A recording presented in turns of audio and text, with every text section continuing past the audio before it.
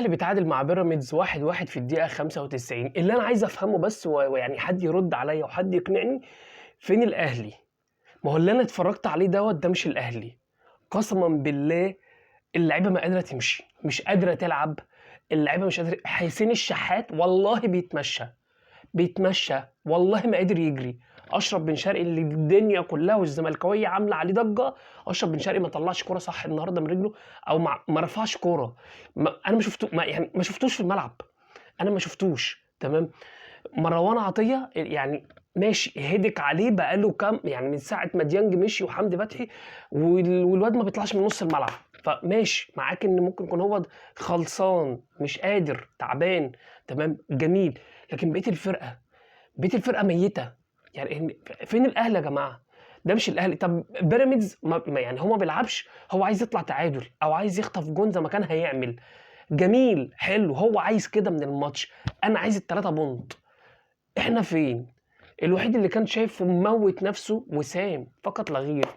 والبيه اللي المفروض شايل الفرقه عمال برضه عايز يخش ويلم في ال 18 ومش عارف ايه. ما تخلص يا ابني، ما تخلص يا ابني، ما هو ده وقتك ان انت اللي تشيل الفرقه ادام الفرقه واقعه. ما تخلص يا عم امام. والزملكاوي يقول لك امام واشرف وزيد. ايه يا جدعان؟ مش انا بقول لكم الاهلي واقع؟ ما حدش مصدقني. والله اللي انا شفته ده مش الاهلي اطلاقا. اللي انا اتفرجت عليه النهارده في ماتش بيراميدز استحاله يكون ده الاهلي يا جماعه. حد يرد عليا يقول لي فين الاهلي؟ فين اللعيبه؟ ليه اللعيبه مش قادره تمشي؟ يعني احنا ما شاء الله هو ماتش الهلال وقبليه احنا مريحين صباح الفل. فين اللعيبه؟ فين الاجهاد اللي على اللعيبه؟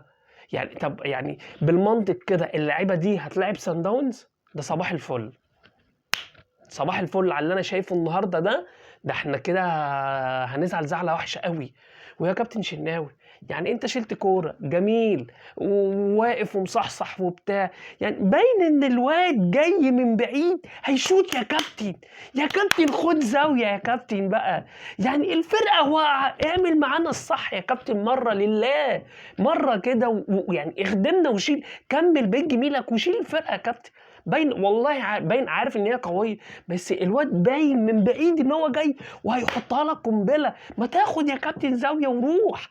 يعني مش عارف بصراحه، يعني انا مش عارف، يعني انا في حاجه غلط. تمام. يعني حتى النحس بن عطيه اتصاب.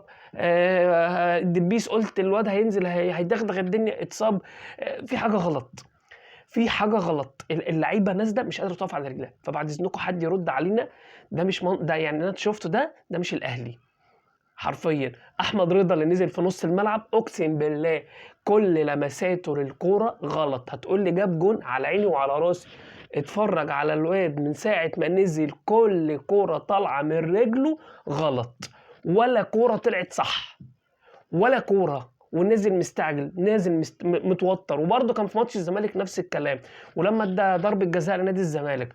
ايه يا جدعان في ايه؟ هو احنا بنجيب العيال ننزلهم في ماتشات تقيله زي كده؟ ومحمد عبد الله الواد برده نزل كويس وبتاع، بس انتوا ليه يعني بتسيبوا العيال لحد ما تنزلهم في ماتشات الزمالك او بيراميدز نازلين مخضوضين؟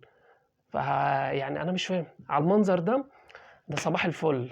ده احنا هيتعمل مننا بطاطس في كاس العالم وفي سان داونز وفي بطوله افريقيا. اشوفكم على خير وربنا يستر من الايام اللي جايه. سلام.